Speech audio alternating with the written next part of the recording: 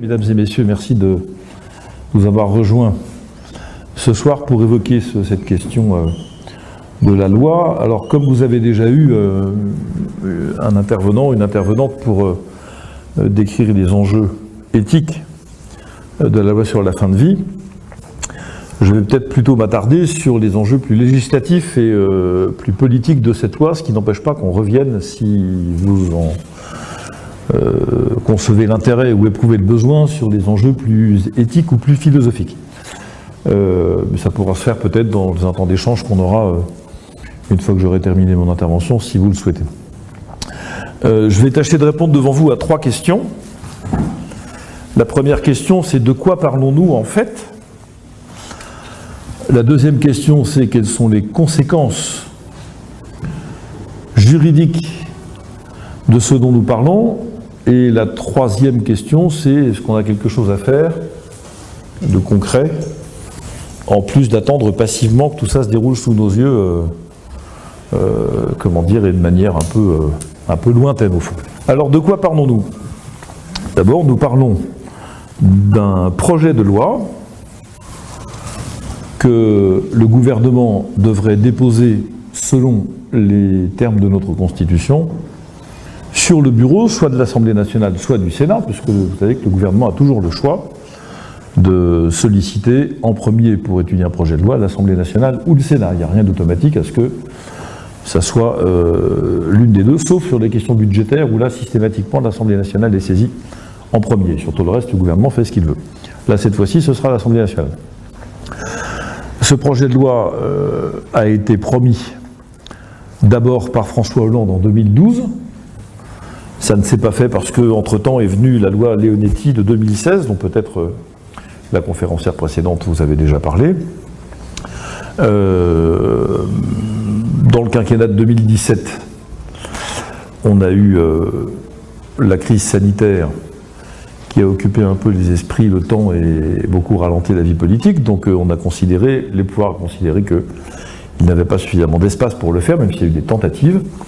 Et là, cette fois-ci, le président de la République a pris ce sujet à bras-le-corps, pour une fois qu'il en prend un.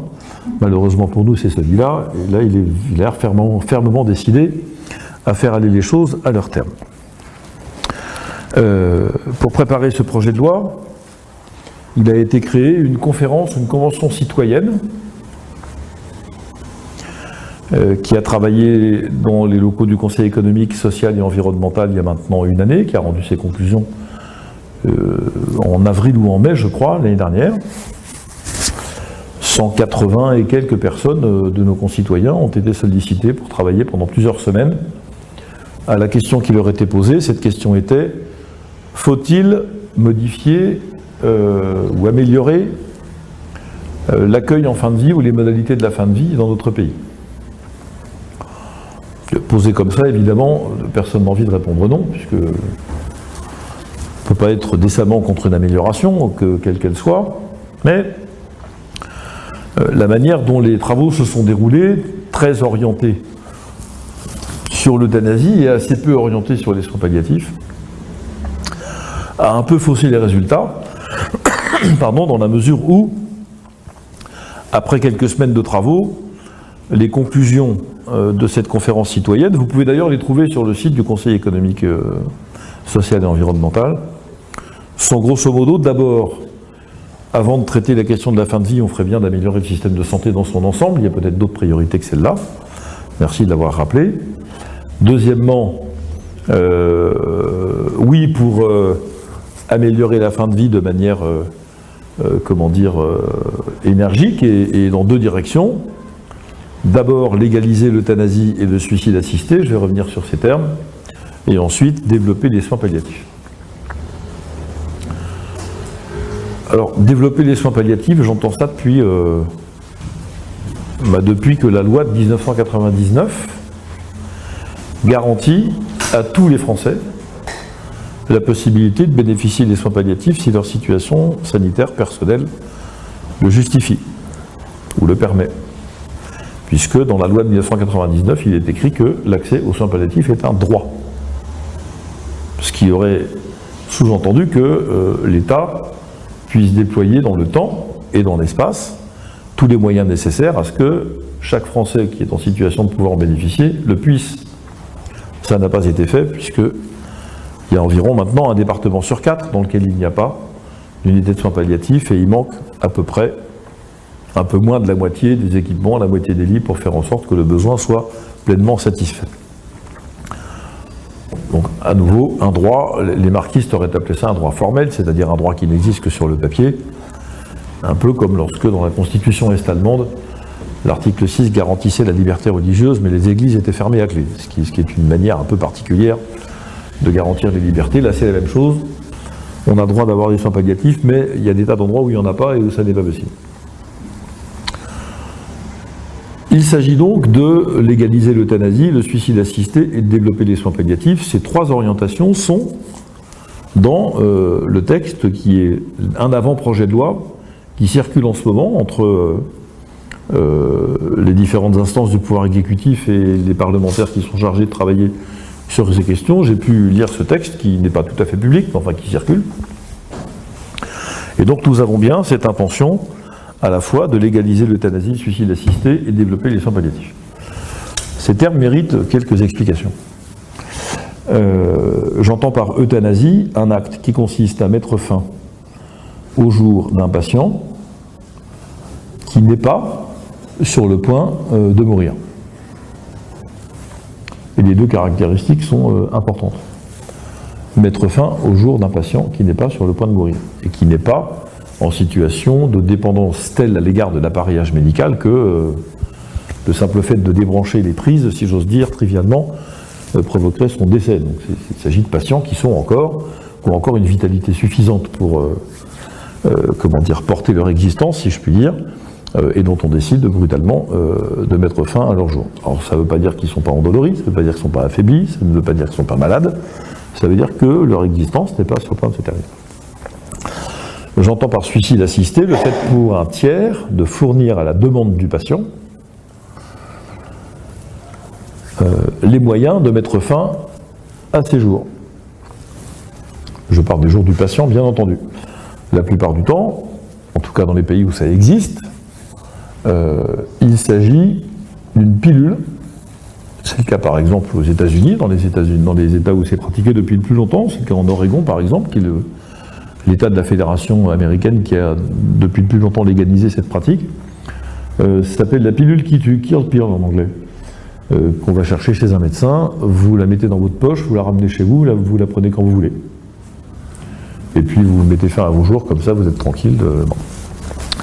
Il y a d'autres possibilités, enfin toutes les techniques sont envisageables évidemment, c'est pas voilà. Et là donc vous demandez le concours d'un tiers pour vous aider à commettre un acte en fait que vous ne voulez pas commettre tout seul.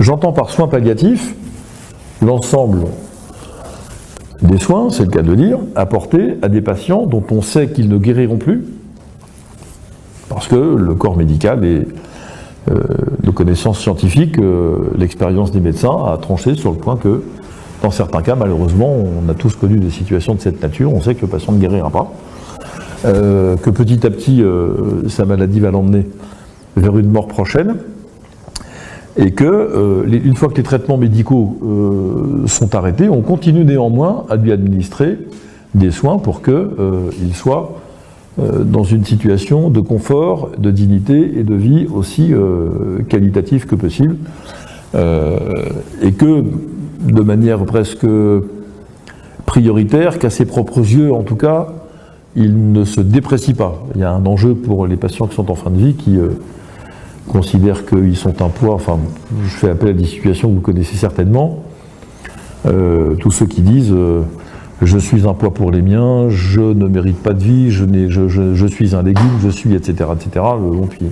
Le discours ambiant qui dit il y a des vies qui ne valent pas la peine d'être vécues, c'est un jugement dont je me garderai bien, parce qu'il est tout de même extrêmement lourd de conséquences et grave à tous les sens du terme.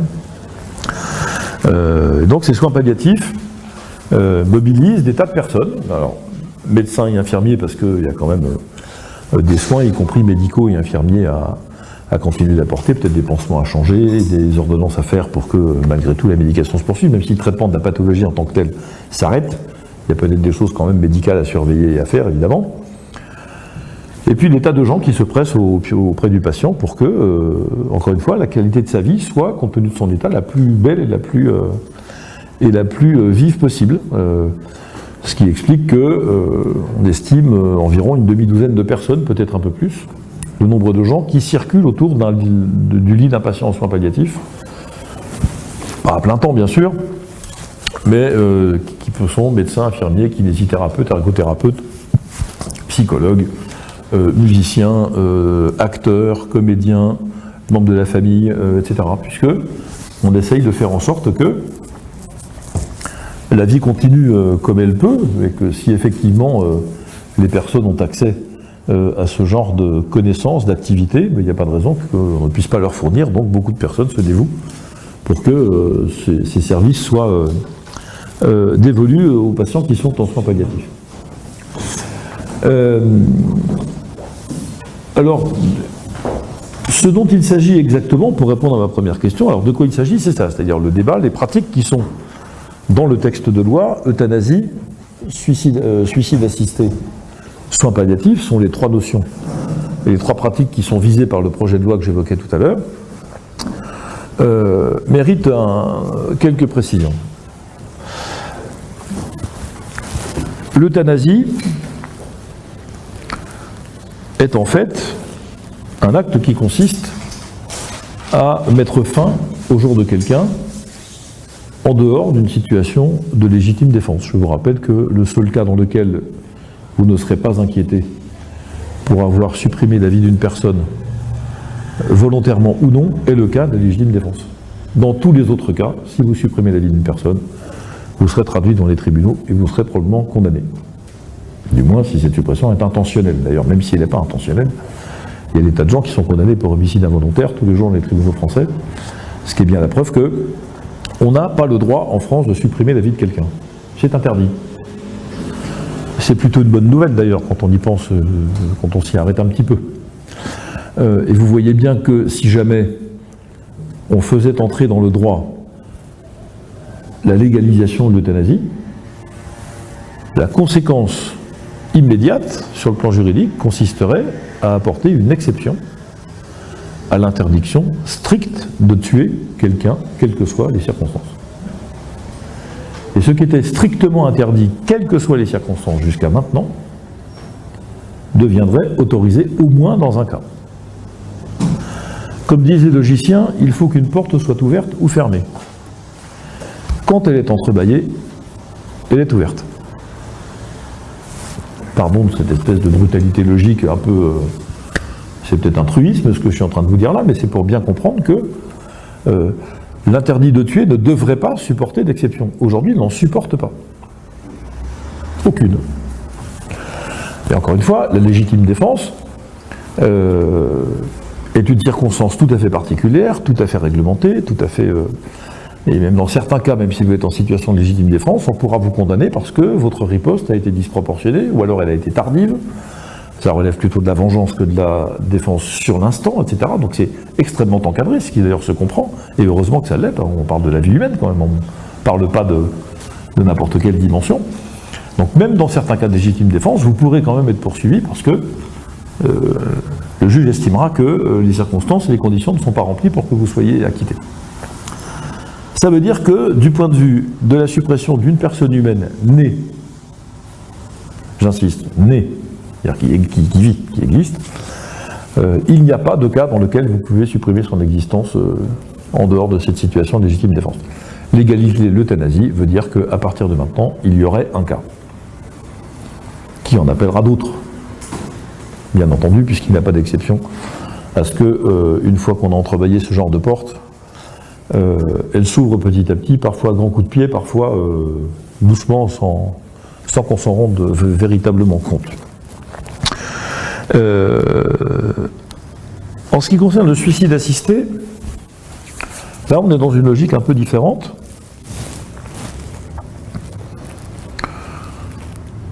Je vais prendre un exemple là aussi pour essayer de vous dire comment je vois ces choses. Si vous prêtez votre voiture à quelqu'un qui commet un cambriolage avec, il y a toutes les chances que vous soyez appelé par le juge. Et le juge cherchera à savoir si vous êtes complice de ce cambriolage par fourniture de moyens ou pas. Et s'il arrive à déceler que vous étiez au courant que votre emprunteur avait l'intention de commettre ce cambriolage, vous serez condamné par la justice. Même si vous n'étiez pas sur les lieux, vous serez condamné. Je prétends donc que le suicide assisté n'est pas autre chose que la suppression d'une vie humaine par fourniture de moyens. Alors vous allez me dire, mais quand même, on a le droit de se suicider, c'est ma vie, ça me regarde, ça regarde personne, après tout, c'est mon choix, on entend ça tout le temps. Mais je voudrais attirer votre attention sur un ou deux points. Il y a des situations dans notre droit, je ne parle pas de l'aspect éthique du suicide, je ne parle même pas de cette dimension, même si on peut y revenir un peu si vous le souhaitez. Mais dans notre droit, il y a des situations dans lesquelles vous n'êtes pas maître de ce qui vous appartient. Par exemple, même si vous entendez vraiment pas bien avec vos héritiers, avec vos enfants, vous n'avez pas le droit de les déshériter. C'est interdit. Pourtant, c'est votre bien. C'est votre travail, votre héritage, votre richesse, enfin, c'est votre patrimoine, ça vous appartient, votre nom est dessus, il vous appartient en propre. Vous n'avez pas le droit d'empêcher vos enfants d'en hériter. Alors, le droit pour une partie, mais il y a une partie qui leur est réservée, là-dessus vous ne pouvez absolument rien faire. Même si les relations sont dégradées à un point tel que vous ne vous parlez plus, que vous haïssez, etc. Ok, ça existe malheureusement, peu importe, vous n'avez pas le droit. Parce que le législateur considère que il y a quelque chose dans la transmission d'une part de patrimoine, d'abord du maintien du fil des générations et de la succession des générations, donc de l'inscription des générations futures dans le fil d'une histoire, et c'est important de se situer dans le fil d'une histoire, sur le plan psychologique et sociologique. Et il y a deuxièmement la préservation du patrimoine qui fait partie de l'exercice, enfin des conditions d'exercice de la liberté pour les familles et pour les personnes. Et donc tout ça doit être là aussi protégé par les successions parce que il en va aussi d'une certaine forme de la protection des personnes. On considère donc que pour des raisons, j'allais dire d'ordre public, en l'espèce c'est pas tout à fait de l'ordre public selon le droit, mais c'est l'esprit en tout cas, il y a des choses qui vous appartiennent en propre et dont vous n'êtes pas maître, pour des raisons qui vous dépassent. De la même façon, si vous êtes en litige avec votre employeur, vous avez d'un commun accord décidé que vous alliez partir, vous discutez avec votre patron et puis ça ne va pas assez vite. Et vous aimeriez bien, parce que vous en avez un peu ras-le-bol, et vous aimeriez bien partir un peu plus rapidement que ce que la procédure, etc. Et donc vous allez voir votre patron avec qui vous négociez, puis vous dites, cher patron, pour que les choses aillent plus vite, alors vous êtes obligé de me payer l'indemnité de rupture, on n'a pas le choix, vous êtes obligé de me payer l'indemnité de rupture conventionnelle parce qu'on n'a pas le choix, voilà. Et puis tiens, je vous fais cadeau de mes congés payés. Vous n'avez pas le droit de faire cadeau de vos congés payés. Là, pour le coup, pour une raison d'ordre public social. C'est parce que le législateur considère que s'il y a la plus petite brèche dans ce principe du droit du travail qui consiste à dire qu'on récupère du droit à congé à la première minute où on travaille, si on fait une exception à ce principe, alors c'est tout l'édifice social qui est en danger. Parce qu'une exception en appelle une autre, qui en appelle une autre, qui en appelle une autre, et puis à un moment, il y a plus d'exceptions que de cas qui se conforment à la règle et le principe disparaît. Pour se protéger contre ça, il ne peut pas y avoir d'exception à ce principe. D'ailleurs, la jurisprudence récente, puisqu'on parle de droit du travail et de droit social, conforte cette orientation d'ordre public social des congés payés, si je puis dire les choses ainsi, puisque la Cour de cassation, d'ailleurs ça a été confirmé par le Conseil constitutionnel, je crois, les deux instances sociales les plus hautes de notre pays ont accepté l'idée que, ont conforté un jugement en première instance d'un conseil de prud'homme, ou peut-être d'une cour d'appel, je ne sais plus, peu importe, considérant que désormais il faudrait payer des congés payés aux gens qui étaient en arrêt de longue maladie. Ce qui veut donc dire que ce n'est même plus le travail effectué qui génère du droit à repos, c'est le simple fait d'avoir un contrat de travail. C'est pour vous dire si ce principe des congés est sacralisé et si on a voulu protéger, alors si toute l'histoire du droit social en France et en Europe est faite de cette veine, protéger les salariés, le repos des salariés, leur qualité de vie au travail dans une large mesure, c'est pas réussi partout, mais voilà. Donc vous n'avez pas le droit de renoncer à vos congés payés. Alors, pourtant, c'est vous qui avez travaillé, ils vous appartiennent, il n'y a que vous qui pouvez, personne d'autre peut les prendre à votre place, hein, vous ne pouvez pas les donner, n'importe où, bon. Vous ne pouvez pas les monnayer, vous pouvez éventuellement les monnayer auprès de votre employeur, mais en tout cas, vous ne pouvez pas faire comme si vous les abandonniez, c'est impossible. Mais ça aussi, ça vous appartient, comme votre vie, d'une certaine manière. Et pourquoi est-ce que les principales morales, les principaux systèmes éthiques condamnent le suicide? Mais parce qu'ils considèrent à bon droit, qu'ils soient philosophiques ou religieux, que ce qui vous appartient, c'est la manière dont vous conduisez votre vie, mais votre vie en elle-même ne vous appartient pas. Elle vous dépasse, paradoxalement. Elle ne va pas au-delà de vous, du point de vue biologique ou individuel, mais elle vous dépasse. Parce qu'on a besoin de vous.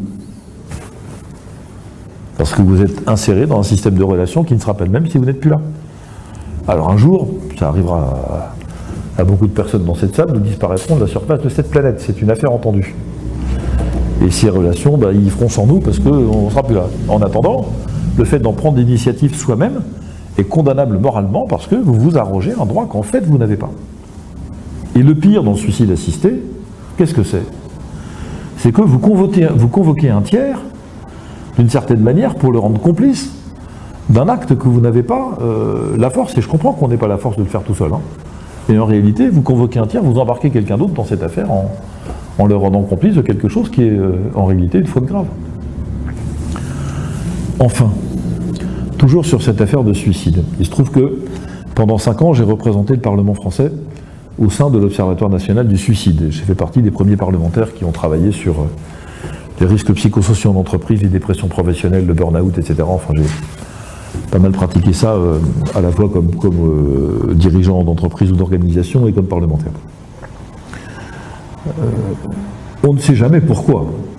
Vraiment, les gens mettent fin à leur jour, même quand ils le disent d'ailleurs, on ne peut jamais être certain à 100%, tout l'éventail des causes a été parfaitement identifié et que ces causes ont été rangées dans le bon ordre. Il n'y a jamais de certitude sur ce sujet.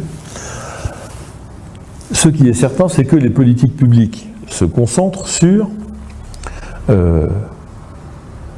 un aspect du suicide qui est sa prévention.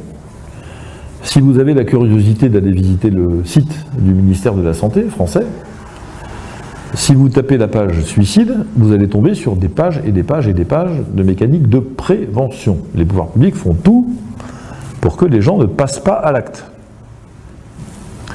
Parce que derrière le suicide, il y a des tas de drames, il y a des tas de choses humaines, il y a une détresse qui n'est pas prise en compte, enfin c'est un échec terrible pour tout le monde, et les pouvoirs publics n'aiment pas ça, à bon droit. Et là, on a donc d'un côté des politiques publiques d'État et aussi locales. Il y a des tas de collectifs, d'associations avec des médecins, des psychologues de métier, enfin des gens qui travaillent sur les pathologies de l'esprit en général, qui se regroupent par collectif dans des territoires pour proposer à des gens des consultations gratuites ou alors un contact pour entrer en contact avec quelqu'un quand vous n'allez pas bien, etc. Enfin, plein d'initiatives de cette nature un peu partout, qui ne sont pas très connues d'ailleurs, c'est dommage. Donc des tas de gens se dévouent pour que le suicide, pour qu'on prévienne les gens de se suicider. Bon, mais 2 secondes de bon sens, on ne prévient pas les gens contre l'apprentissage de la grammaire ou contre le fait d'apprendre à faire la cuisine. Parce que c'est bien de la grammaire et la cuisine. On prévient les gens contre des choses qui sont pas bonnes pour les hommes. Sinon, on les empêche pas. On n'essaie pas de les dissuader. Donc il y aurait d'un côté le suicide quand il est commis tout seul, dont il faudrait dissuader les éventuels auteurs, et le suicide quand il est accompagné avec un tiers. Alors là, on n'a rien à dire, on le met dans la loi. Expliquez-moi cette folie. Qu'est-ce qui change dans le fond? La nature de l'acte, c'est toujours pareil, il y a quelqu'un qui veut en finir. Ce qui est une question posée à nous tous, c'est-à-dire, on est d'accord. Et donc, dans un premier cas, s'il est tout seul, il faut l'empêcher, mais s'il est accompagné et s'il demande à quelqu'un de l'aider, alors à ce moment-là, il faut le mettre dans la loi pour que celui qui aide ne soit pas ennuyé. Expliquez-moi ça. Vous voyez bien que ça n'a pas de sens. Ça n'a aucun sens. On invente ça simplement parce que, on est absolument obsédés par le fait que dans cette société libérale où nous sommes, avec l'illusion que l'individu a pouvoir sur toutes les dimensions de sa propre existence, alors il faut aussi avoir les pleins pouvoirs sur les dimensions de la fin de sa vie, et donc on lui donne toute la panoplie possible. Donc voilà de quoi on parle. Euthanasie, suicide assisté, soins palliatifs, je vais y revenir, mais vous connaissez cette pratique, donc j'ai pas de... Bon. Quelles sont les conséquences? C'était la deuxième question. J'y ai déjà d'ailleurs un peu répondu en faisant déborder ma réponse à la première. La première, c'est que nous entrons, première conséquence, c'est que nous entrons dans une torsion insupportable de notre système de droit. Alors, s'il ne s'agissait qu'une torsion de notre système de droit, on s'en remet. Ce ne serait pas la première torsion de notre système de droit, il y en a... je ne sais pas combien, c'est un législateur qui vous le dit, donc on en connaît même, des contradictions, des trucs de travers, enfin il n'y a pas... là, il ne s'agit pas de ça. Il ne s'agit pas d'une incohérence entre le code de l'urbanisme et le plan d'occupation des sols pour savoir si vous avez le droit de faire une cabane de jardin ou non. Non, il ne s'agit pas de ça. Là, il s'agit de savoir si la vie humaine est protégée par le droit ou pas. Et vous comprenez bien la puissance symbolique de l'interdit de tuer. J'entends par symbolique non pas quelque chose qui est à moitié réel, mais au sens où c'est un élément de connexion entre nous tous qui nous relie, au fond. Ce que nous avons en partage sans le savoir d'une certaine manière. Ce qui permet que nous vivions les uns à côté des autres, tranquillement. Quelle est une des principales causes de la détresse de nos concitoyens, d'ailleurs parfois de nous-mêmes aussi? Sinon le fait que, pour la première fois depuis très longtemps dans l'histoire de notre pays, vous pouvez prendre un coup de couteau dans la rue à n'importe quel endroit, à n'importe quelle heure, et à peu près par n'importe qui. Moi je ne suis pas né dans une France comme celle-là. Hein. Enfin, du moins pas avec autant de probabilités ou autant de risques. Bon. Donc ce sentiment que nous pouvons vivre ensemble parce que nous avons la conviction, la certitude, nous sommes absolument convaincus que notre vie n'est pas en danger dans la vie sociale. Et pourquoi n'est-elle pas en danger? Parce qu'il est interdit d'y toucher. C'est simple. Le code pénal le dit, c'est très clair, on est puni, bon. Et le code civil dit bien, d'ailleurs, ces articles du code civil sont tout en haut du code, donc ce sont des articles qui ont une puissance, un poids particulier dans l'ensemble de l'architecture de notre texte de droit. Il y a une interdiction stricte de porter atteinte à l'intégrité physique du corps humain, quel que soit le motif. Au point que, alors même si c'est un peu récent en matière d'éthique médicale et de droit, quand on veut vous opérer, c'est-à-dire qu'on porte atteinte à votre intégrité physique, mais pour de bonnes raisons, maintenant on vous demande votre autorisation et vous la donnez, il faut l'écrire. Auparavant, il fallait aussi donner son autorisation, on n'était pas obligé de l'écrire, mais il fallait être d'accord. On ne peut pas jouer avec le corps humain comme ça, enfin, ça ne se fait pas. C'est mal élevé, aurait dit ma grand-mère qui... Mal élevé, c'était vraiment pas bien, je vous assure, dans la hiérarchie des trucs à pas faire, c'était quand même assez bon. Donc c'est ça, la première chose que ça change, c'est ça. Puisque si le droit n'est plus de manière déterminée, sans exception, sans condition et sans restriction, destiné à protéger la vie humaine, une seule exception suffit à mettre le principe par terre, en fait. Et donc demain, quelles seront les prochaines atteintes? On peut se poser la question. En tout cas, ça n'est pas rassurant du tout et ça bouleverse l'architecture de notre système. La deuxième conséquence, c'est que c'est l'incohérence, espèce de folie qui s'empare de nos organisations et de notre système. Je vous ai dit tout à l'heure, vous ne pouvez pas d'un côté, le même ministère, prévenir le suicide quand il est commis tout seul et le rendre légal quand il est commis avec l'aide d'un tiers. Ça n'a aucun sens.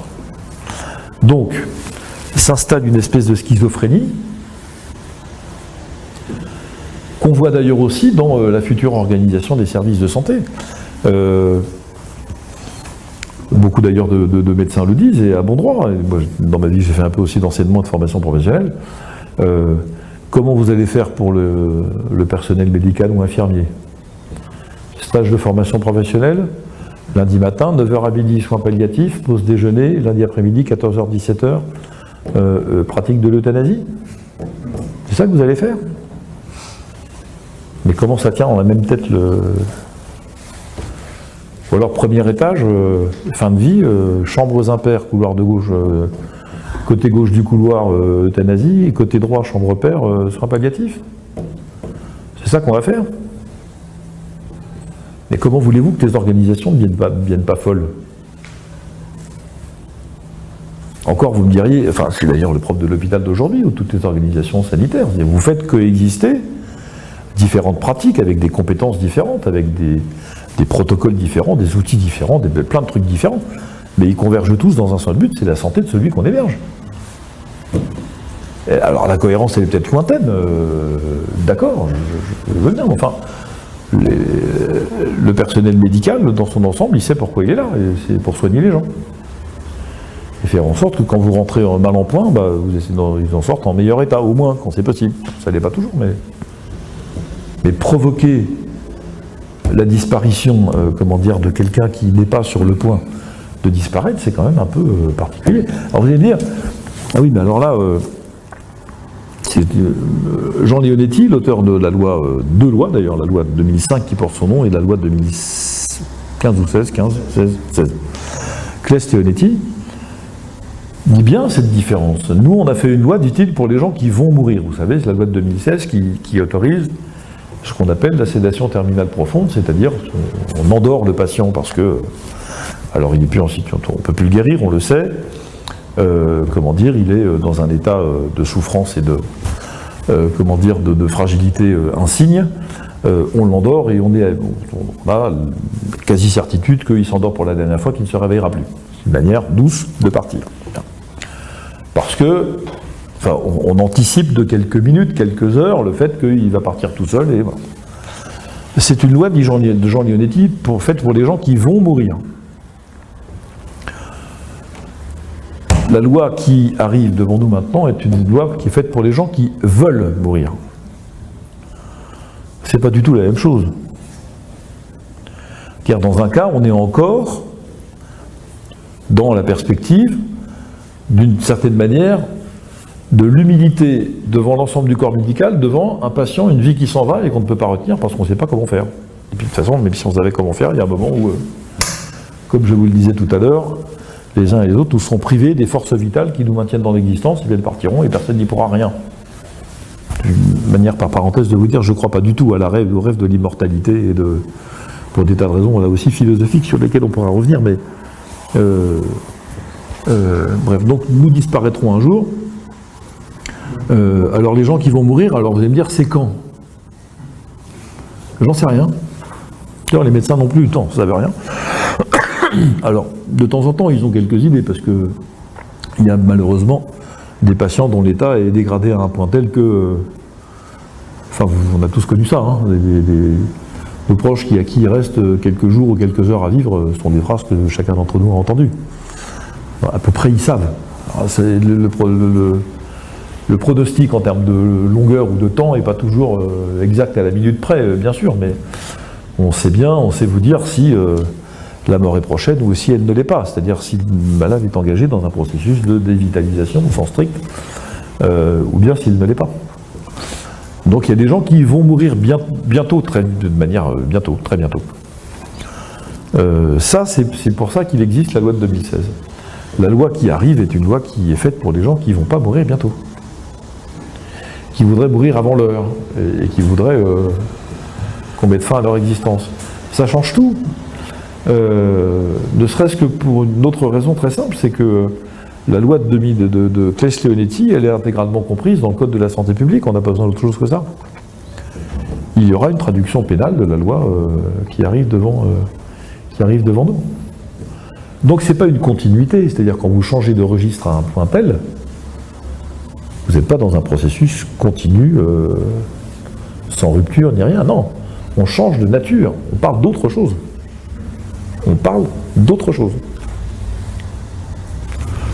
Autre conséquence, le fait qu'il n'y a pas de contre-exemple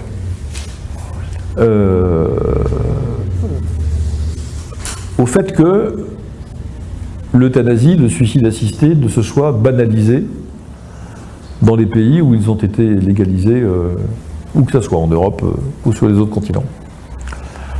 L'exemple le plus frappant est la Belgique. Environ 250 demandes d'euthanasie par an.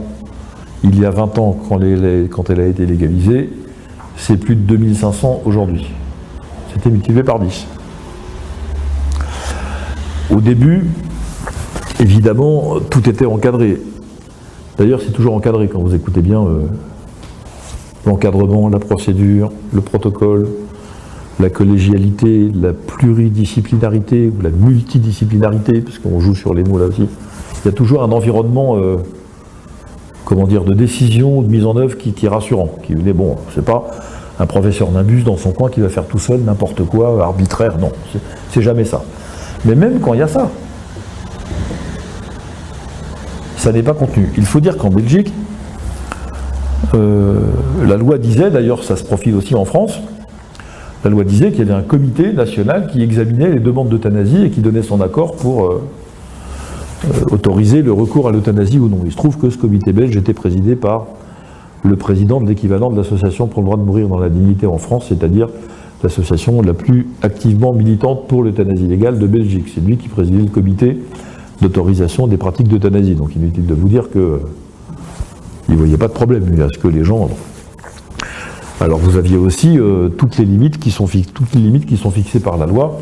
Dès l'origine, ça ne pourra pas concerner les mineurs ou les enfants. Puis maintenant on voit que dans certains États comme au Canada, on commence à se poser la question de savoir si on ne veut pas euthanasier les enfants.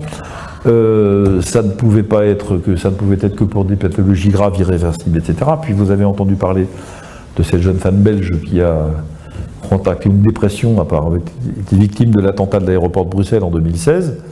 Elle était victime, elle a fait une dépression dont elle n'est jamais sortie. À l'âge de 23 ou 24 ans, elle a demandé à être euthanasiée et elle l'a été. Alors qu'on sait quand même traiter les dépressions. Enfin, il me semble que ça fait partie des choses.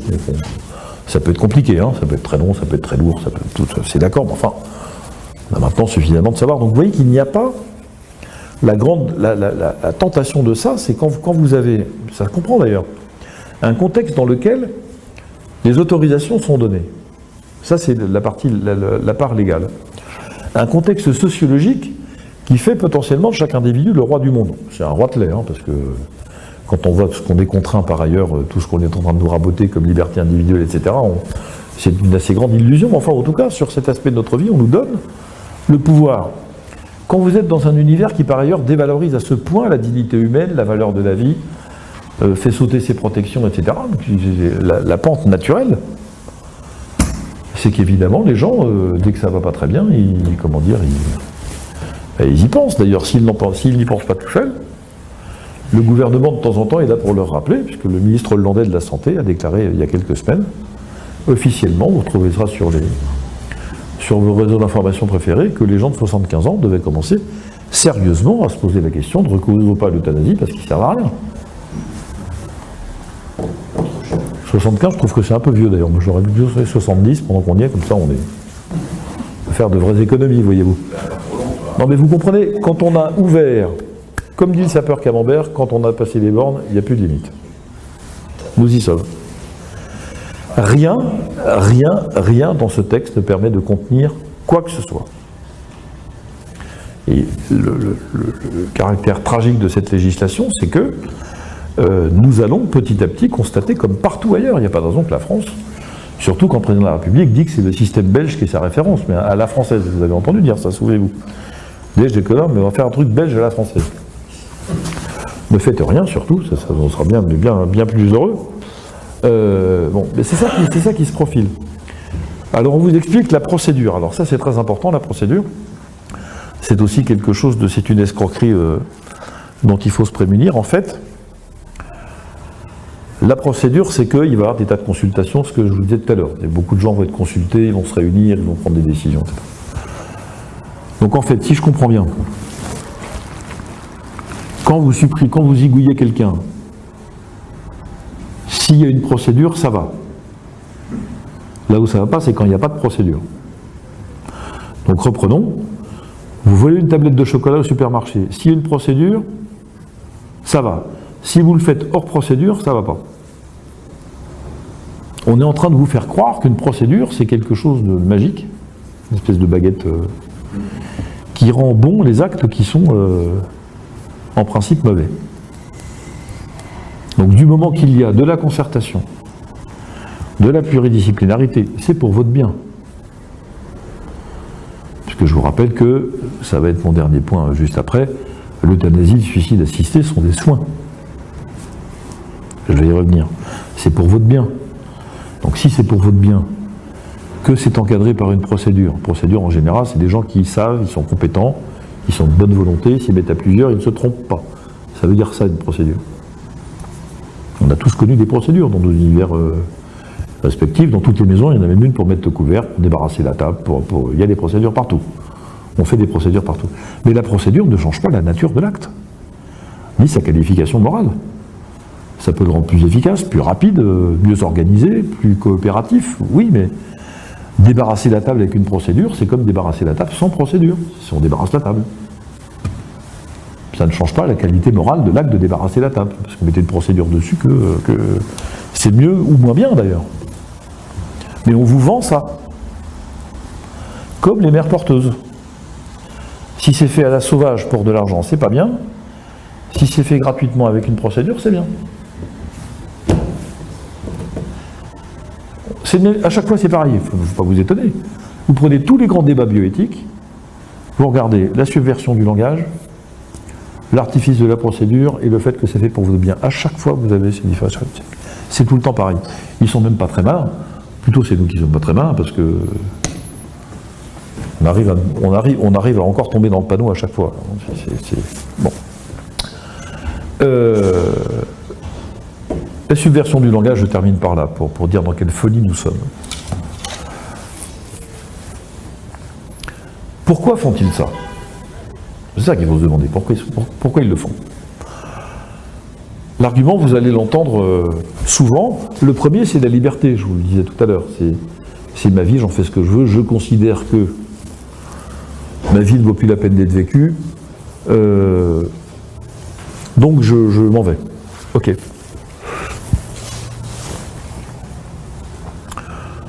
Ce qui pose un problème pour le système sanitaire français, c'est qu'au moment où nous parlons, dans l'éventail des fins de vie disponibles en rayon, si j'ose dire, comme au supermarché, il n'y a que les soins palliatifs. Il n'y a pas l'euthanasie ni le suicide assisté, puisque c'est illégal. Donc on va vous expliquer pendant le débat, on a commencé d'ailleurs, que dans un souci de complétude de l'offre de soins, que chacun d'entre nous soit rassuré sur le fait qu'il peut exercer sa liberté de manière pleine et entière avec tout l'éventail disponible sous les yeux, on va rajouter les offres qui manquent au système de soins français, c'est-à-dire le suicide assisté et les soins palliatifs. Et d'ailleurs, ils seront considérés comme des soins. Parce qu'on ne voit pas ce que l'administration publique de la santé en France pourrait dispenser d'autre que des soins. Est-ce que vous dites qu'on peut faire la cuisine? La santé, ça fait des soins. Donc si la santé s'occupe de ça, l'euthanasie et le suicide assisté sont des soins. D'ailleurs, quand vous regardez la protestation des professionnels de santé qui s'expriment depuis maintenant presque plus d'un an sur cette question, enfin, je ne parle pas d'opposition de principe de nombreuses personnes qui l'ont fait savoir depuis longtemps, mais le regroupement de centaines de milliers de personnels de santé, d'organisations qui disent nous on ne le fera pas, et si on doit être en situation de le faire, on s'en ira, c'est parce qu'il y a une escroquerie.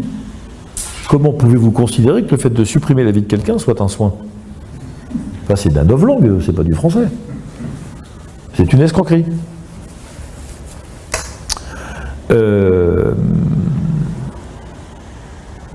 Donc un exemple supplémentaire de cette escroquerie. Et puis la dernière des conséquences, alors il y en a beaucoup d'autres, hein, mais je vous en ai donné un peu dans le désordre quelques-unes, c'est que malheureusement,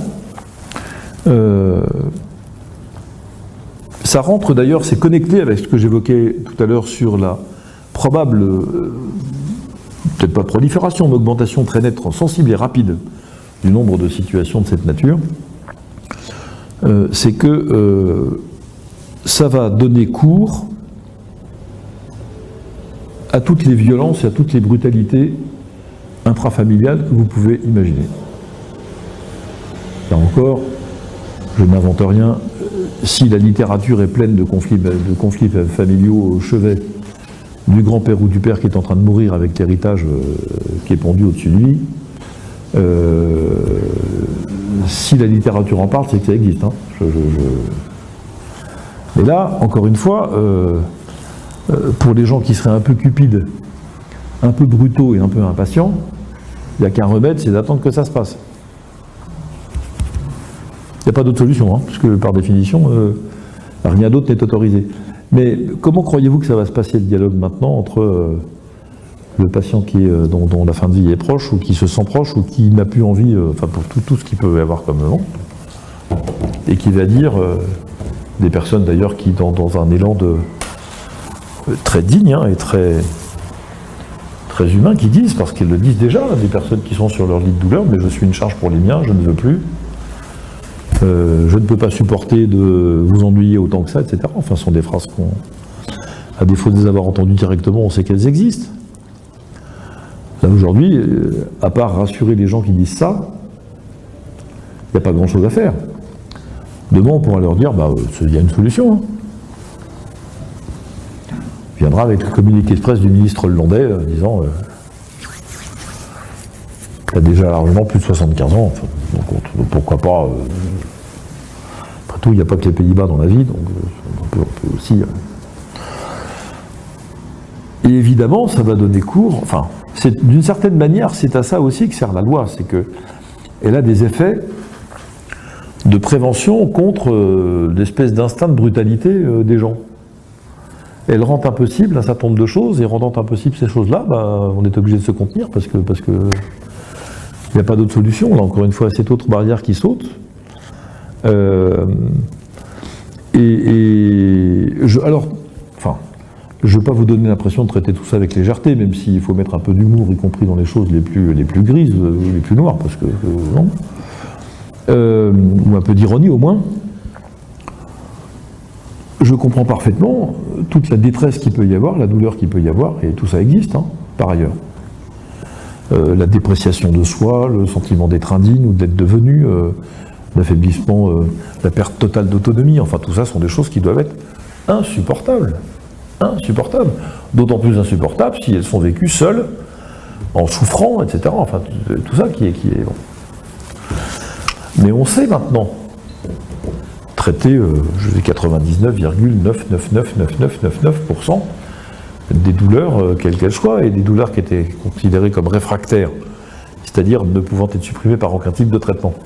Il y a encore quelques années maintenant, on sait les traiter. Il y a quelques années, on ne progresse pas vite. Hein. Depuis combien de temps, quand vous êtes à l'hôpital, on vient vous voir avec une feuille en vous disant, sur une échelle de 1 à 10, vous avez mal à hauteur de combien? C'est pas vieux, hein. Depuis combien de temps il y a dans les cabinets des médecins généralistes des grilles de détection de la douleur, de la dépression, etc. etc. Grille de détection de la dépression, il n'y en a toujours pas dans tous les cabinets de généralistes. C'est un problème d'ailleurs, mais détection de la douleur, c'est très récent quand vous posez cette question. Parce qu'on n'a pas eu cette culture de traitement et de soulagement de la douleur pendant très longtemps, y compris chez les médecins hospitaliers. Enfin, dans le corps médical hospitalier. Maintenant, ça vient, on considère que la douleur est un objet, donc on s'en occupe. Et on sait s'en occuper très bien. On sait développer des modalités d'accompagnement, d'écoute, etc. Enfin, on fait beaucoup de progrès sur ce plan-là aussi. Tant mieux, l'humanité progresse, c'est vrai. C'est un problème d'effectif, au fond. Hein. Bon. Donc on sait parfaitement ne pas laisser seuls des gens qui sont en situation de détresse. Et vous comprenez bien que quand on pose la question aux gens de savoir alors bon, vous êtes pour ou contre l'euthanasie, qu'est-ce qu'ils entendent? Ils entendent en fait, vous avez deux solutions. Imaginez que vous soyez atteint d'une pathologie incurable, il n'y a que deux possibilités qui s'offrent à vous. La première, c'est de souffrir pendant un temps extrêmement long de douleurs insupportables, dans une solitude terrible, un isolement total, sur un brancard dans un sous-sol humide d'un hôpital mal fréquenté avec un néon qui claque et de la peinture au mur qui s'écaille, première solution. Ça dure combien de temps? Ça peut durer longtemps, monsieur. Deuxième solution, vous pouvez demander à ce que ça s'arrête tout de suite. Vous préférez quoi? Qui préfère la première solution? Vous voulez me dire? Évidemment personne. Donc on a, d'une certaine manière, pas conditionné, mais enfin on n'a pas prévenu les Français que l'accompagnement existe, le soulagement de la douleur ça existe, qu'on sait maintenant le faire dans tous les cas, qu'on sait accompagner les gens quand il le faut, que personne, en particulier quand on meurt dans le secteur hospitalier, ce qui est maintenant le cas de 3/4 de nos compatriotes, à peu près, je crois que c'est à peu près 3/4 des personnes qui meurent maintenant dans un environnement médicalisé, que ce soit une maison de retraite ou un hôpital, etc. Mais on sait faire tout ça. Simplement, les gens ne savent pas. Donc quand on leur dit c'est soit des souffrances atroces, soit ça s'arrête tout de suite, personne n'est candidat à la souffrance, hein, je comprends très bien. Alors, troisième question. Donc voilà quelques-unes des conséquences. Vous voyez que c'est pas mince comme texte, hein, et que c'est simplement, ça va bien au-delà simplement de l'exercice d'un choix individuel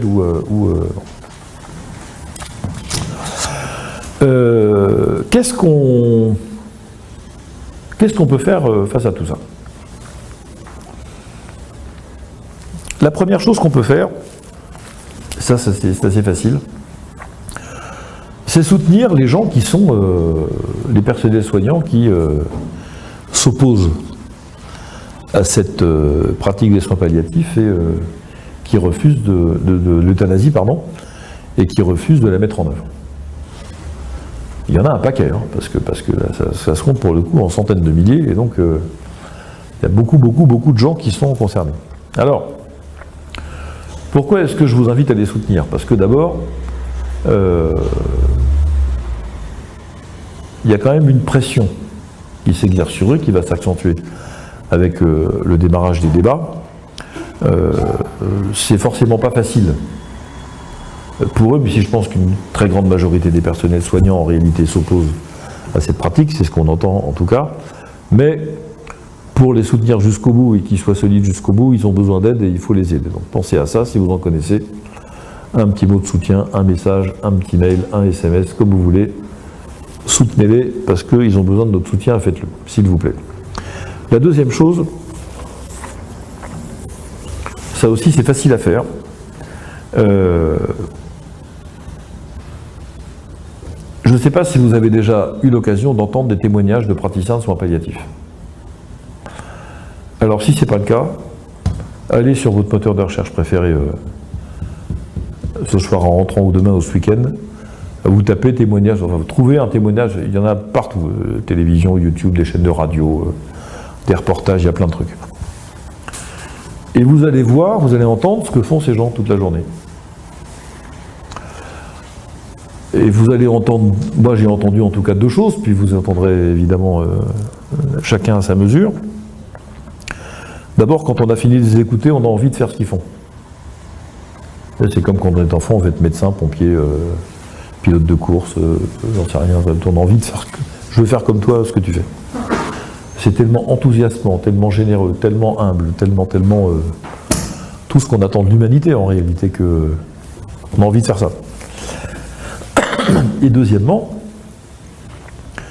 une fois qu'on a entendu ces personnes-là, il n'y a plus rien à dire. Moi j'interviens dans ce débat comme un philosophe et un législateur et un citoyen, comment dire, en essayant de comprendre. J'ai fait ce livre pour mettre en valeur la pratique des soins palliatifs et essayer de les soutenir dans leur action. Mais c'est eux qui devraient parler tout le temps, c'est pas moi. Alors, la bagarre est tellement compliquée, tellement asymétrique que tous les efforts et tous les contributeurs sont les bienvenus, mais le cœur du témoignage sur les soins palliatifs et la fin de vie, c'est le leur, c'est à eux qu'il faut s'adresser. Donc, s'il vous plaît, écoutez ces témoignages et diffusez-les, faites-les connaître. Parce qu'encore une fois, nos concitoyens ne savent pas que ça existe. Ne savent pas qu'ils peuvent vivre, y compris sur un lit de douleur, des moments absolument extraordinaires d'humanité, de pardon, d'amour, de qualité de vie inhabituelles, peut-être inédites et peut-être inconnues jusque-là dans leur existence, paradoxalement. Ça existe. Donc il n'y a pas de désespérance à avoir sur la fin de nos jours, au contraire, c'est un formidable message d'espérance et d'ouverture. Bon. Il y a peu de motifs de réjouissance dans le monde où nous sommes, c'en est un. Donc trouvez ces témoignages, enregistrez-les, faites-les connaître, diffusez-les, rediffusez-les, rediffusez-les. C'est très très important. Et puis, vous savez, on est dans un contexte dans lequel il y a quand même une prise de conscience sur cette question qui est très très largement supérieure à celle qu'on a connue dans les autres débats sur la parentalité, la bioéthique, en général le rapport de l'homme avec le vivant. Pour cette raison, d'abord, c'est la première fois, moi, que je vois les 2 tiers d'une profession sur le plan national s'opposer formellement à un projet de loi de cette nature. En principe, ça n'arrive jamais. Enfin, qui le disent et qui, pour des raisons qui sont fondatrices de leur propre activité, qui disent, si jamais ça vient jusque dans mon service, je démissionne. Et je comprends très bien que les pouvoirs publics n'aient pas envie de voir démissionner, ne serait-ce que quelques milliers de personnels de santé, où qu'ils soient, par les temps qui courent. Ça, je comprends. Raison pour laquelle, probablement d'ailleurs, le projet de loi a été retardé. Il l'est encore. Il va être déposé au printemps 2023, puis septembre 2023, puis décembre 2023, puis janvier 2023. Maintenant, on parle de mars. Et 2 mois avant les élections européennes, ça m'étonnerait qu'ils entament un débat de cette nature. Donc je pense qu'on est parti pour la rentrée. Si ça voit le jour. Donc vous voyez, on était réunis ici à titre préventif, ce serait la meilleure nouvelle, mais voilà. Et par ailleurs, on voit se développer, ce qui est un élément là aussi intéressant et innovateur, un réseau d'associations, d'initiatives tout à fait privées pour le coup, soutenues par un certain nombre de collectivités de pouvoir public, des départements ou des communes, des associations dont la mission consiste à dispenser des soins palliatifs à domicile. Donc on nous dit, bon, alors, on ne sait pas mettre des lits d'hôpital parce qu'il n'y a pas assez de crédit, il n'y a pas assez de formation, il n'y a pas assez de machin, on entend ça tous les ans. J'ai assisté à je ne sais pas combien de débats de projets de loi de financement de la sécurité sociale, tous les ans on nous dit on va développer les soins palliatifs. Et puis, ça reste la variable d'ajustement de l'exécution budgétaire, c'est pour ça qu'en fait la situation ne bouge pas. Et il y a des gens qui se sont dit, qu'à cela ne tienne, on va former des bénévoles, on va réagir et raisonner par proximité, par quartier, et dans un quartier, on repère qu'il y a des besoins, on forme des gens, et puis on commence à mettre en place des unités, etc. Ça se développe de manière assez spectaculaire. Et, comment dire, ça fait partie des choses qu'il faut là aussi avoir en tête, parce que c'est comme d'habitude en France, lorsque l'État ne fait pas son métier, le monde associatif s'empare des sujets, et puis il le fait à sa place, il le fait plutôt bien, d'ailleurs. Alors avec des médecins, c'est encadré, il y a des médecins qui encadrent ça, des infirmiers qui sont des professionnels qui participent à l'organisation de ces soins à domicile. Mais pour le reste, tous les accompagnants sont effectivement bénévolement au chevet des patients et leur permettent de terminer leur existence dans des conditions identiques à celles qu'ils rencontreraient s'ils étaient hospitalisés. Donc, rien n'est perdu. Rien n'est perdu. Vous avez tous quelque chose à faire en rentrant chez vous. Propager ces actions, c'est très important que tout ça se diffuse rapidement et que ceux qui hésiteraient encore soient convaincus du fait qu'il y a d'autres solutions que simplement de donner à des personnes le droit d'ôter la vie de leurs contemporains et de l'inscrire dans la loi. Je suis à votre disposition pour répondre à vos questions si vous en avez. Merci de votre attention et de votre patience.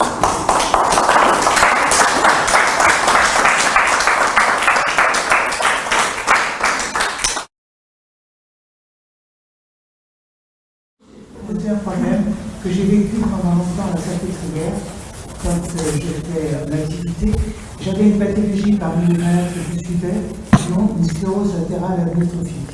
Je ne sais pas si vous connaissez, c'est une pathologie la pire, où les gens deviennent complètement tétraplégiques, deviennent aphasiques, et tout d'un coup, le bulbe étant atteint, peuvent mourir étouffés.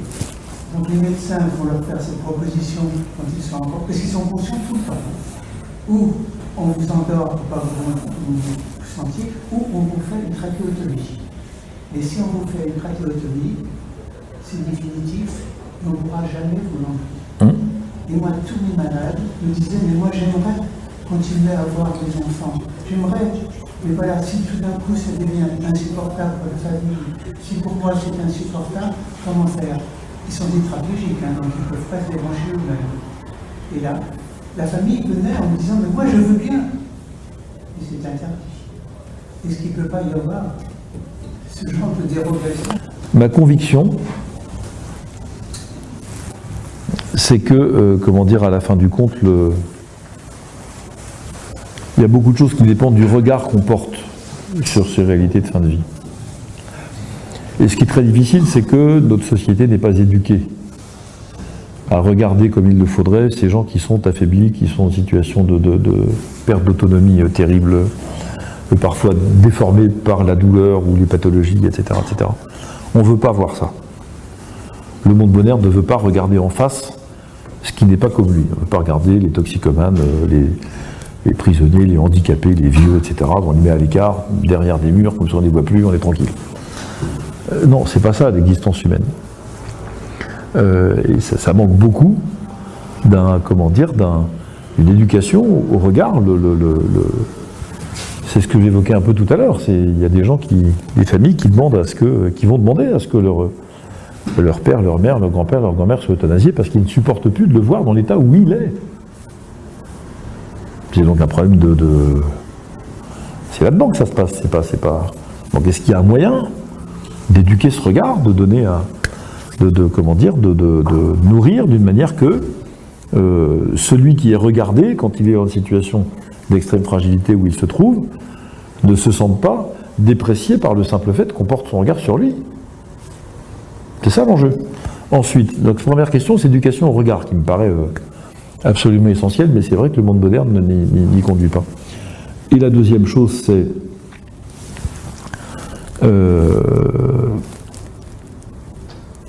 l'ancien vice-président de la commission des lois que je suis vous dira que légiférer à partir de cas particuliers ou d'un très petit nombre de cas, ça n'est jamais une bonne solution.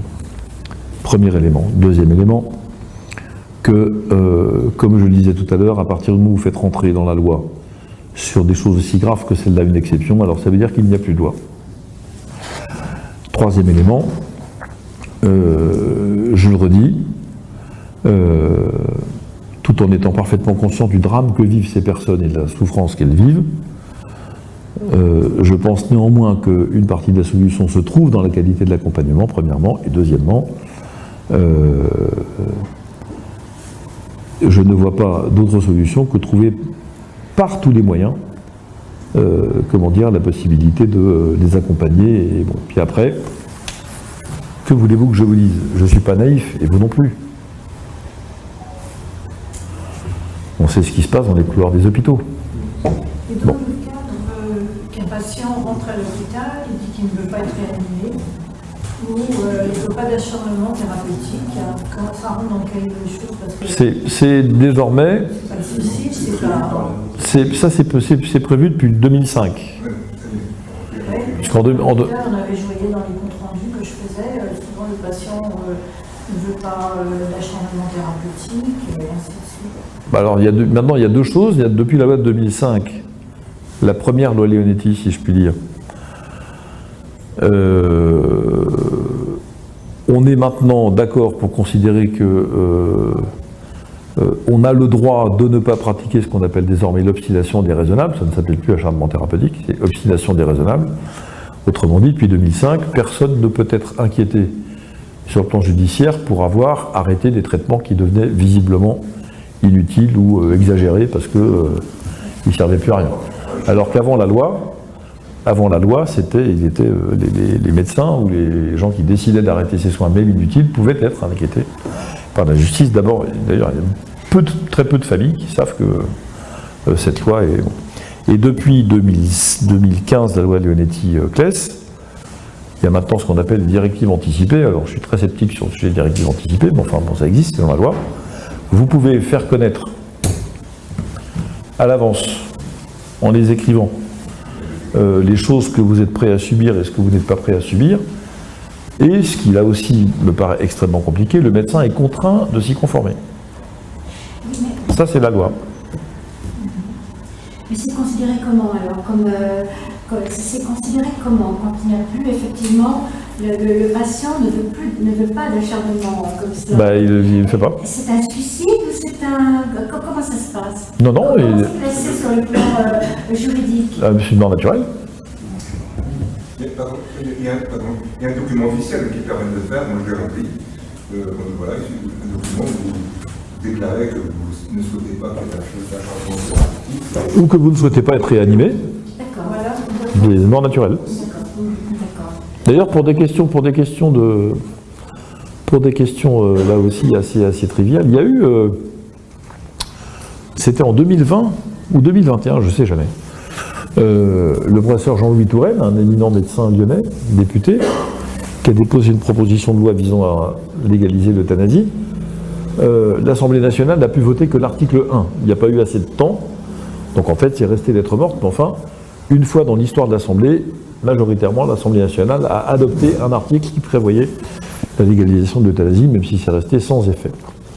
Et dans cette proposition de loi, je crois me souvenir qu'il y avait une disposition qui prévoyait que les gens qui mouraient de suicide assisté seraient considérés comme étant morts de mort naturelle.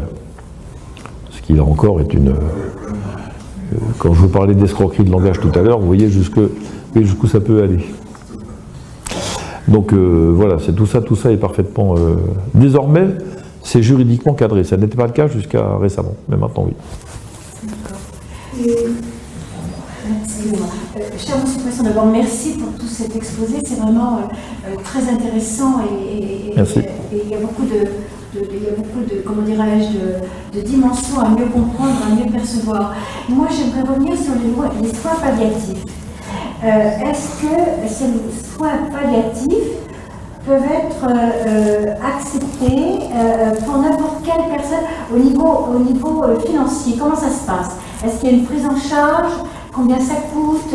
Est-ce que des gens très pauvres, qui ont une petite retraite, qui souhaitent recevoir ces soins palliatifs, est-ce qu'ils peuvent les recevoir? Parce que visiblement, il y a toute une palette de personnes qui viennent, que ce soit du médical ou du loisir ou de la voilà. Comment ça se passe? Tout ce qui est médical est intégralement pris en charge quand vous êtes dans une unité hospitalière. C'est pris à 100%. Exactement, c'est ça. Non, les patients n'ont rien à payer. Ensuite, encore une fois, dans la plupart des cas, ceux qui viennent assurer des accompagnements, comme par exemple ceux qui font des soins palliatifs à domicile, sont bénévoles. Intégralement. Donc ils se débrouillent pour trouver, c'est pour ça d'ailleurs qu'ils demandent des subventions aux collectivités locales ou qui vivent des dons de leur soutien ou de leurs adhérents. C'est du bénévolat. Il n'y a pas mais le patient n'a rien à payer de particulier ou de voilà. Alors dans la plupart des cas, après il y a peut-être des exceptions, mais la règle en tout cas, à partir du moment où c'est considéré dans la loi comme un soin auquel vous avez droit et qui est procuré par le système de santé publique, c'est pris en charge par le système de santé publique comme n'importe quel autre type d'hospitalisation. Alors, autre question également, toujours pour les soins palliatifs. Lorsque la personne, avançant dans un état de dépérissement, à quel moment on peut considérer que c'est une mort naturelle ou bien éventuellement un suicide assisté? Quand la personne arrive en fin de vie, vous voyez, qu'elle a reçu ses soins palliatifs pendant un certain temps, comment ça se passe? Pourquoi est-ce que ça pourrait être considéré comme un suicide? Je comprends pas. Ah, je sais pas. Ah non, ça peut pas. Non. La seule chose, la seule ambiguïté qu'il peut y avoir éventuellement, c'est de se dire, c'est comme la sédation terminale profonde, si vous voulez, ou l'administration des antalgiques. On sait parfaitement que à force d'administrer les antalgiques, ça finit par provoquer le décès du patient. Ça existe pour la morphine, par exemple, c'est très connu depuis longtemps. Les médecins appellent ça la théorie du double effet. Alors c'est assez... Ce sont des nuances fines, mais qu'il faut bien avoir en tête, parce que pour la qualification de l'acte moral, c'est très important de les avoir sous les yeux. Imaginons que vous voyez un film ou une photo d'une main d'enfant qui prend un billet de 5 € dans un porte-monnaie. On vous demande, est-ce qu'à votre avis c'est un vol ou est-ce que l'enfant est en train de rendre service? Si vous l'avez avec la photo sous les yeux, vous ne pouvez pas le savoir. Ce qui vous manque, c'est l'intention de celui qui est en train de prendre le billet. Mais ça, c'est pas marqué dans la photo. De la même manière, si vous voyez quelqu'un qui est en train de débrancher le respirateur d'un patient qui est... bon. Pourquoi il débranche le respirateur? Est-ce que c'est pour libérer un lit parce qu'il y a la queue au bout du couloir et qu'il faut gagner de l'argent? Ou est-ce que c'est parce qu'il considère qu'il n'y a plus rien à faire, que son métier est terminé et que par respect pour le patient, il n'y a pas d'obstination déraisonnable, donc il débranche? Vous comprenez bien que dans les deux cas, c'est quelqu'un qui débranche une prise, mais ce n'est pas du tout le même acte. Or, le problème, un des problèmes de l'appréciation de ces situations-là, c'est que ça a l'air d'être pareil, mais c'est pas pareil.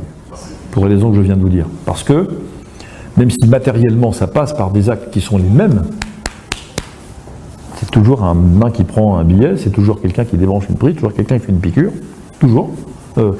L'intention n'est pas la même. Alors je ne dis pas que l'intention suffise à qualifier l'acte quel qu'il soit. Non, non. Je dis simplement que la conjonction des deux, la partie matérielle de l'acte, je prends le billet et ce que je veux faire en prenant ce billet, les deux ensemble, doivent permettre d'apprécier la qualité morale de l'acte et de savoir donc s'il est permis ou s'il n'est pas permis. Quand on administre la morphine à un patient qui souffre, on sait, tous les médecins le savent, au bout d'un certain temps d'administrer de la morphine, on va devoir augmenter les doses parce qu'il y a une accoutumance qui se produit et qu'il y a un moment où la dernière dose de morphine qui va être massive va provoquer un étouffement et que le patient va décéder. C'est écrit. Bon. Alors, il y a deux façons de le regarder. La première consiste à dire, vous allez tuer le patient en usant de la morphine, donc il ne faut pas le faire. Et la deuxième qui dit, moi je suis en train de soulager sa douleur depuis longtemps, je sais que la conséquence probable de cette piqûre, c'est qu'il va décéder, mais mon intention, c'est de soulager la douleur. Vous voyez, ça c'est ce qu'on appelle la théorie du double effet. Alors selon le sens dans lequel vous le mettez, c'est acceptable, mais ça n'est pas acceptable, avec la difficulté que matériellement, c'est le même acte. Et c'est ça qui rend difficile le fait de jauger les situations et le fait ça entretient la confusion, etc. Mais vous voyez, il faut au moins quelques minutes pour mettre les termes du débat sur la table tranquillement, et on a rarement ces quelques minutes pour le faire. Est-ce qu'il est prévu d'ouvrir des unités de soins palliatifs? C'est toujours prévu, madame, dans toutes les VC. On prévoit ça tous les ans, Ça fait longtemps que j'ai entendu ça. Je travaillais en hospitalier, je m'occupais justement de trouver les établissements de soins palliatifs pour les patients. Donc c'était tout très difficile. Des fois j'attendais 15 jours et je les connais tous sur l'île de France. Et on les envoyait, on les faisait rentrer à la maison avec l'HAD. Donc ce que je faisais, on demandait toujours... Hospitalisation à domicile, HAD pour les spécialistes. On faisait une demande de pré-réservation, par exemple à Jeanne Garnier, qui est un soin de suite, enfin les autres, de façon que si le patient n'allait pas bien à domicile, qu'il passe directement en palliatif parce qu'il y a une meilleure prise en charge qu'à la maison quand même, sur le plan psychologique et tout ça, accompagnement. Et qu'est-ce que je vais dire? C'est parti. Oui, donc après, quand on faisait la demande, des fois les familles nous appelaient, nous disaient oh là là, ça va pas bien du tout et tout et tout. Donc j'appelais les établissements pour lesquels j'avais fait des pré-réservations au cas où le patient n'irait pas bien. Mais c'est un problème, des fois j'attendais 15 bien sûr, jours. Oui. Alors comme j'ai dit, j'ai dû dans ma vie, soit depuis les tribunes de l'Assemblée nationale, soit depuis l'hémicycle à mon banc, j'ai dû assister à on va dire une petite trentaine de débats sur le projet de loi de financement de la sécurité sociale. Il n'y a pas une fois où je n'ai pas entendu que cette fois-ci on va augmenter les crédits pour développer les soins palliatifs. Tous les ans, c'est des trucs. Ça avance pas vite, comme vous pouvez vous en rendre compte. Donc oui, c'est prévu. On va voir ce que ça devient, mais comme tous les ans. Donc il est probable que les priorités se mettront ailleurs. Ce qui est d'ailleurs extrêmement dommageable parce qu'en fait, et c'est une des conséquences qui nous attend aussi, que j'ai oublié de mentionner tout à l'heure, mais enfin ça finit toujours par émerger dans la conversation. En fait, le plus grave de tout ça, c'est que cette culture palliative, elle porte une richesse absolument incroyable. Parce que, d'abord, elle est faite, comme que je l'ai dit tout à l'heure, on est sur une posture qui est de très grande humilité par rapport au rythme auquel le patient est en train de s'en aller. C'est-à-dire, c'est lui qui pilote. C'est rarement le patient qui pilote à l'hôpital quand même. Hein. C'est des situations qui sont quand même un peu rares. Bon. Là, c'est lui qui pilote. Et tant qu'il est là, on s'occupe de lui, et du mieux qu'on peut, etc. Et on déploie tous les efforts, on trouve des trucs d'ingéniosité, quand on invente des machins. Enfin, il faut les écouter. Quand vous écouterez les témoignages des accompagnants, vous verrez, c'est quand même extraordinaire ce qu'ils arrivent à trouver avec des bouts de ficelle, des trucs, enfin voilà, parce comme ils sont obsédés par le confort et la dignité du patient, mais ils ont une ingéniosité qui va de pair. Là, il n'y a plus de science, il n'y a plus de médecine, il n'y a plus rien, on est dans un autre champ. Donc il s'agit de trouver tous les moyens possibles. Donc il y a une richesse, une inventivité qui se déploie et qui sont intégralement orientés au service de quelqu'un qui est affaibli à un point tel qu'il va bientôt partir et rentrer. Ça, c'est d'une richesse pour le corps social sans nom. Dans une large mesure, on peut défendre l'idée que les soins palliatifs sont une forme de modèle qui devrait irriguer, qui devrait nourrir toutes les formes d'accompagnement dans l'intégralité de la société, quel que soit l'objet. C'est ce même esprit qui devrait... Et pourquoi c'est possible de l'imaginer? Parce que les soins palliatifs sont ceux qui accompagnent ceux d'entre nous qui sont dans la plus grande situation de fragilité. Donc ce que vous faites bien pour ceux qui sont dans la plus grande fragilité, il n'y a pas de raison que ça ne marche pas pour ceux qui sont de fragilité un peu moins grande. Bon. Même si je ne suis pas en train de comparer les niveaux de détresse, je dis simplement quand vous êtes à l'article de la mort, plus fragile que ça, comme dit l'autre, c'est pas facile à trouver. Donc bon. Or, qu'est-ce qui va se passer? Puisqu'on s'apprête à faire coexister dans le même système de santé les soins palliatifs et l'euthanasie. Dans le contexte culturel et budgétaire que vous connaissez. C'est que d'un côté, un lit que vous allez occuper pendant 6 ou 7 jours, ou moins ou plus, j'en sais rien, je sais pas, qui va occuper 5-6 personnes autour d'un patient avec truc, et d'un côté, les 43 secondes qu'il va falloir pour injecter du chlorure de potassium ou je sais pas quel produit dans un perfuseur, et hop là. À votre avis, le contrôleur de gestion va préférer quoi? Je parle pas je parle des chiffres. Donc cette concurrence, en fait, est une fausse concurrence. Il n'y a pas d'égalité de traitement, il n'y aura pas d'égalité de support, de soutien, de manière entre ces deux types de démarches qui elles ne sont pas complémentaires, elles sont antinomiques. Elles sont antinomiques. C'est la plus grande contradiction probablement que le système de santé aura à supporter. Il y en a d'autres, hein, mais celle-là est quand même majeure. Selon vous, quelles sont les minorités agissantes qui soutiennent ce projet que vous exposez maintenant? Alors, la première d'entre elles, ce sont les loges maçonniques. Les loges maçonniques. Elles l'ont dit depuis longtemps. Elles l'ont répété récemment. Et s'il faut vous en convaincre, si jamais vous trouvez ce livre, achetez-le, même un peu cher. Il s'appelle « De la vie avant toute chose » et son auteur s'appelle Pierre Simon, ancien conseiller santé de Georges Pompidou et il a d'autres gouvernements, peut-être de Simone Veil aussi. Médecin, grand maître du Grand Orient de France dans les années 70.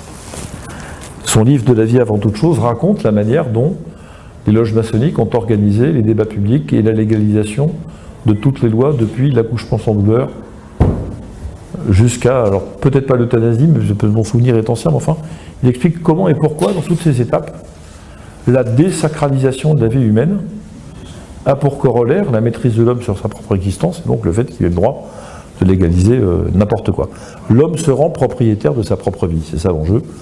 On sait que c'est un thème maçon assez classique, hein, et très ancien. Donc les maçons l'ont dit, répété, écrit, ils l'ont dit encore il n'y a pas très longtemps, une interview d'un grand maître de je ne sais plus quelle loge qui dit bien entendu que nous avons été à la manœuvre sur les textes sur l'euthanasie, enfin c'est public, il n'y a pas de... Est-ce qu'il y a d'autres minorités agissantes? Oui, il y a l'Association pour le droit de mourir dans la dignité, bien sûr, qui est le principal lobby en France de promotion de l'euthanasie dite active, enfin de l'euthanasie tout court, pour moi il n'y en a qu'une. Alors ça c'est une association, c'est un lobby. C'est la conception libérale de l'existence humaine, c'est-à-dire je suis... ma liberté est souveraine, foutez-moi la paix, quoi. Dans des choses un peu à la serpe, mais c'est comme ça qu'il le présente. Bon. Et avec ça, vous avez, je crois, à peu près les deux seules minorités agissantes, comme vous disiez, qui sont à la manœuvre pour obtenir la légalisation de l'euthanasie. Alors merci à vous de vous être déplacés pour cette nouvelle conférence débat sur le thème du projet de loi sur la fin de vie. En préambule, je reviendrai sur des événements passés, et plus particulièrement sur la crise que le pays vient de traverser. La colère des agriculteurs, puisqu'il s'agit de cela, était légitime. Il n'y a aucun doute à suivre. Malgré l'engagement, l'abnégation dont ont su faire preuve ces hommes et femmes de la terre, du terroir, de l'authentique, enracinés certes mais pas immobiles, cette histoire tout de même nous laisse un goût amer. Je ne sais pas pour vous, mais en ce qui me concerne, j'ai la très nette impression d'avoir assisté à une sorte de show, bien contrôlé, organisé au millimètre par des organisations syndicales qui semblaient avoir déjà tout négocié avec le pouvoir en place, et ce bien avant que cette colère ne s'exprime. Disons-le, ce spectacle vous a été présenté par une coproduction FNSEA, Jeunes Agriculteurs, Matignon, avec dans les rôles principaux l'Europe, les médias, le public et accessoirement les agriculteurs. À la réalisation Gabriel et à la mise en scène Gérald de Moussa.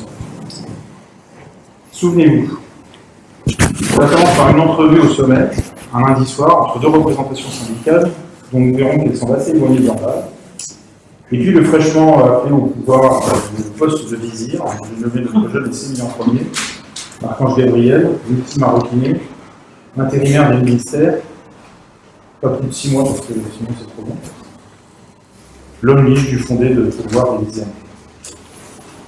Alors bien évidemment, les négociations ne peuvent aboutir immédiatement ce lundi soir, sinon tout le mouvement s'arrêterait, la population ne comprendrait pas et les médias n'auraient plus rien à faire.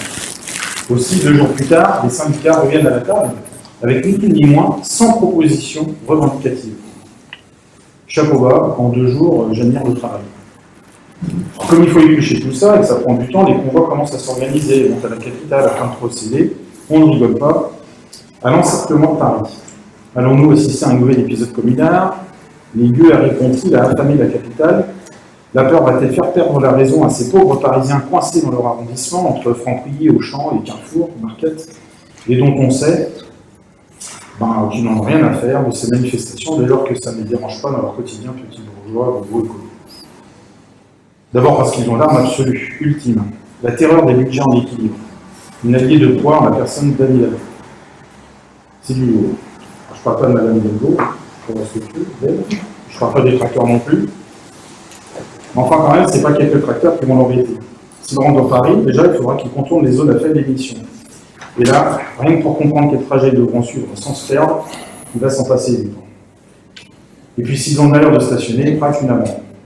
Et quand on voit ce qu'il coûte maintenant, le SUV, le loup, ou plutôt la louve, n'est pas celle que l'on croit dans cette histoire.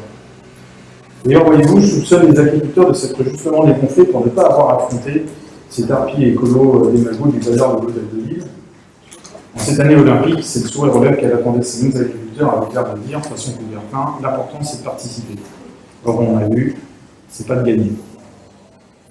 Rien ne peut, rien ne doit arrêter la machine à rêve que sont les Jeux olympiques. Alors, les blocages se cristallisent, c'est une jolie expression pour dire qu'on ne bougera plus. À environ 30 km de Paris, l'ennemi agricole attend, dans le froid, la pluie. Seul. Oui, seul, car aussi bizarre que ça puisse paraître, dans ce genre d'événement, où l'on pourrait légitimement penser que plus on est nombreux, plus on est fort, les agriculteurs ont décidé de la jouer en solo.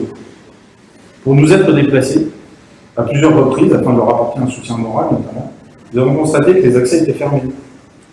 À l'initiative de la police? Non. Sur demande conjointe de nos amis de la FNSEA et de la préfecture, main dans la main. Donc, vous l'aurez compris, tout ça a été cousu de fil blanc, et la conclusion de cet épisode n'a pas tardé à apparaître au grand jour. La FNSEA a sifflé la fin de la partie et tout le monde est rentré chez lui. Avec quel résultat? L'avenir nous dira si nos amis agriculteurs verront leur marge augmenter avec la réforme de la loi Egalim. Si le lieu où poulet ukrainien restera aux portes de l'Europe, sauf que l'Europe, soit elle vient à elle, soit elle vient à l'Ukraine, soit la vente à des découpes du pays se poursuit, à moins que ce soit les deux. Quant aux normes environnementales. Alors voilà, vous me trouverez ce soir un petit peu chacun, mais tout de même frustrant, rageant, humiliant de savoir à quel point cette comédie du pouvoir n'a d'autre but que de nous manipuler encore un peu plus chaque jour. Le thème de ce soir n'échappe pas à cette tendance du moment. Le projet de loi sur la fin de vie a des allures de concept bien conscient, ou pour notre bien, c'est d'ailleurs toujours pour notre bien, vous l'aurez remarqué, notre très haut a décidé de légiférer sur la mort. Vous me direz une loi mortifère de plus. En 50 ans, de la loi sur l'IVG à ce projet de loi en passant par les différentes lois bioéthiques, PMA, GPA, etc., la notion de vie a quand même sacrément évolué. Virginie Tellen, notre première conférencière, a su nous montrer comment des lois d'apparence anodine, prises séparément les unes des autres, avaient pu, dans leur ensemble, modifier considérablement les esprits et les relations que les individus ont par rapport à la notion de procréation, de vie, de genre humain. Elle a surtout su nous montrer que le combat de la manif pour tous, le combat pour les familles, était un combat juste. Nous avions demandé à notre deuxième invité, le Dr Sophie Moulias, de nous expliquer de façon simple, vulgarisée, les enjeux notamment éthiques de ce projet de loi. Cela pourrait se résumer à une simple question: pourquoi inclure dans un même projet de loi la notion de soins palliatifs, on soigne, et la notion d'euthanasie et de suicide assisté, on tue. La présence de ces deux notions entraînant un amalgame, une confusion dans les esprits, qui sera bien utile au pouvoir pour faire jouer la corde sensible. Nous n'arrivons pas à vous soigner, vous souffrez, donc on vous tue. Il nous apparaissait indispensable d'avoir la vie, la réflexion d'un homme dont les convictions morales, religieuses, ont jalonni son parcours politique. Vous avez été maire de Rambouillet, député des Yvelines, maintenant président du parti là, le peuple. Ces réflexions sont d'autant plus intéressantes et pertinentes que ce sujet vous anime fortement. Vous avez beaucoup écrit, notamment sur les unités, sur les dernières lois bioéthiques, en conciliant philosophie, religion et politique. Et c'est donc avec un immense plaisir et honneur que nous vous accueillons ce soir.